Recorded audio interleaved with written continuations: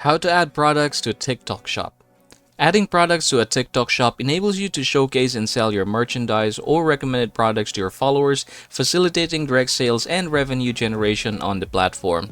Now here's how we are going to do it. I want you to open Play Store first, and here in the Play Store you're just going to search for TikTok Shop. Alright, this one here, you're going to download this one, and after downloading it, you're just going to open it.